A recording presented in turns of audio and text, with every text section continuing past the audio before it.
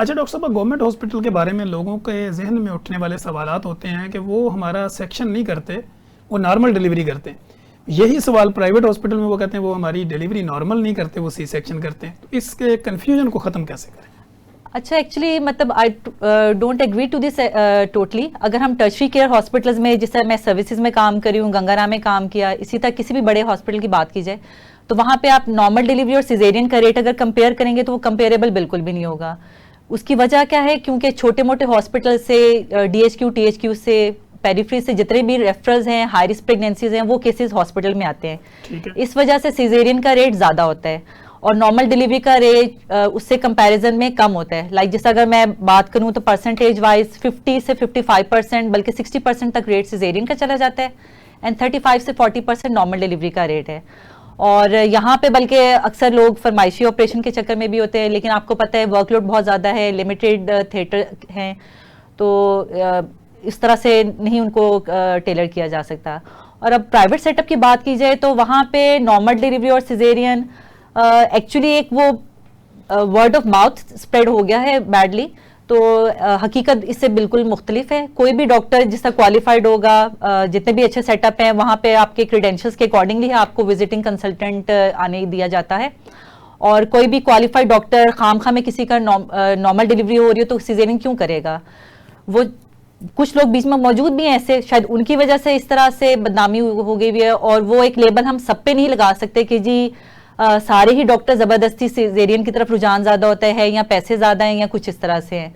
اور اس کے علاوہ اگر دیکھا جائے تو بدلتے ہوئے زمانے کے ساتھ نئے زمانے میں ہماری ڈائٹ اور پولیوشنز اور ڈفرینٹ چیزیں ہیں، مطلب ایکچولی پیراڈائم شفٹ آ گئی ہے، جس کی وجہ سے لوگوں کی کوالٹی آف لائف بے شک امپروو ہوئی ہے، لیکن ان کی صحت اس طرح سے نہیں ہوئی. ڈفرینٹ ڈیزیزز آ گئی ہیں، ان کے مختلف ویریئنٹس آ گئے ہیں، تو اس وجہ سے سیزیرین ڈلیوریز جو ہیں وہ زیادہ رپورٹڈ ہوتی ہیں. تو اس پہ ہم ڈاکٹر کو بلیم نہیں کر سکتے کہ وہ والنٹیرلی یا جان بوجھ کے زبردستی پیسے بنانے کے لیے نارمل ڈلیوری کو آپریشن میں کنورٹ کر دیتا ہے. ٹھیک ہو گیا. اچھا ڈاکٹر صاحب، یہاں پہ نا لوگ جب آتے ہیں آپ کے پاس کسی بھی ہاسپٹل کی او پی ڈی میں، تو وہاں پہ اپنا کارڈ بنوانا اور رجسٹرڈ ہونا کتنا ضروری ہوتا ہے؟ اچھا ڈاکٹر تنویر، یہ بڑی اچھی آپ نے چیز پوچھی. Actually this is a very good thing کہ اگر آپ ارلی پریگنینسی میں ہی اپنا کارڈ بنائیں اور بکنگ کر لیں. اب بکنگ کا کیا فائدہ ہوگا؟ جسٹ اے کارڈ ہے، لیکن اب وہ کارڈ جو ہے اس میں آپ کی ساری انیشیل پروفائل لکھی ہوئی ہے، آپ کی لاسٹ مینسٹرل ڈیٹ لکھی ہوئی ہے، جس سے آپ کی ڈیوریشن آف پریگنینسی کیلکولیٹ ہوگی، آپ کے ٹرائمیسٹر ڈیفائن ہوں گے، آپ کے ڈفرینٹ جو investigation first trimester, second trimester, third trimester wise ہونی ہے، وہ اس کے اکارڈنگلی ہوں گی. اس کے علاوہ کوئی بچے کی گروتھ میں پرابلم آ رہا ہے، بچے کا پانی کم ہو گیا، زیادہ ہو گیا ہے، وہ ساری چیزیں اس پہ مینشن ہوں گی. آپ کی بیس لائن انویسٹیگیشن اس پہ لکھی ہوئی ہوں گی. اسی طرح سے انیشیل انویسٹیگیشن میں اگر کوئی پرابلم آ جاتا ہے تو ایڈوانس انویسٹیگیشن کروائی جائیں گی. الٹرا ساؤنڈ بھی اسی طرح سے آپ کے اس کے اوپر مینشن ہوں گے. آپ نے جو میڈیسن اس میں لی ہوں گی، آئرن، کیلشیم، فولک ایسڈ، یا اگر کوئی تھائرائڈ کا پرابلم ہے، تھائروکسین لی ہوئی ہے، کوئی کارڈک پرابلم ہے تو ڈائجاکسن، لیسکس، واٹس ایور آپ لے رہے ہیں، وہ سارا اس کے اوپر اندراج ہوتا ہے.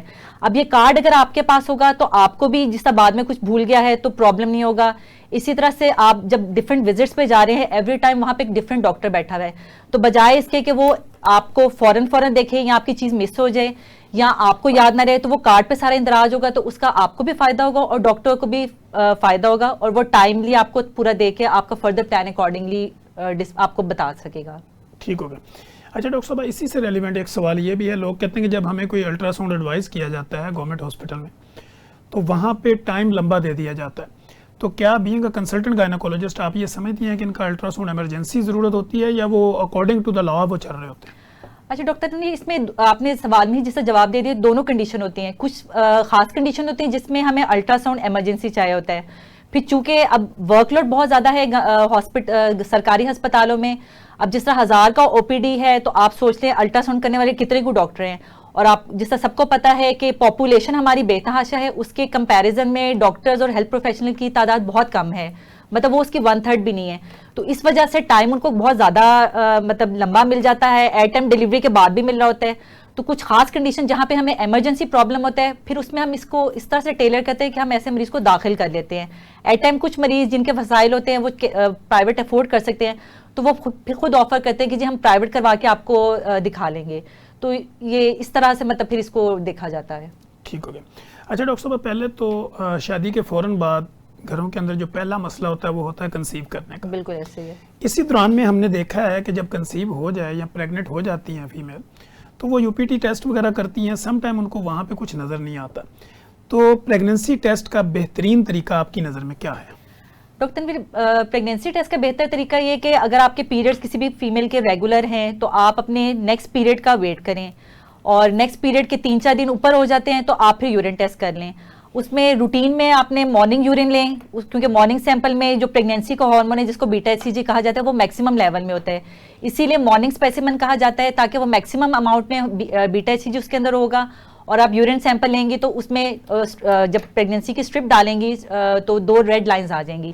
ایٹ ٹائم انیشیل تھوڑا ارلی ہو جاتے ہیں یا انیشیل پریگنینسی ویک ہوتی ہے تو ایک لائن صحیح ریڈ ہوتی ہے, دوسری ویکلی پازیٹیو ہوتی ہے, تو اس میں آپ ہفتے 10 دن بعد ریپیٹ کر سکتے ہیں. اور کچھ خاص کیسز ہوتے ہیں جہاں پہ پیپل آر ٹو اینشیس یا بہت زیادہ کنسرنڈ ہوتے ہیں تو اس کا 100% ڈائگنوسٹک طریقہ یہ ہے کہ آپ بلڈ ٹیسٹ کروا لیجیے سیرم بیٹا HCG.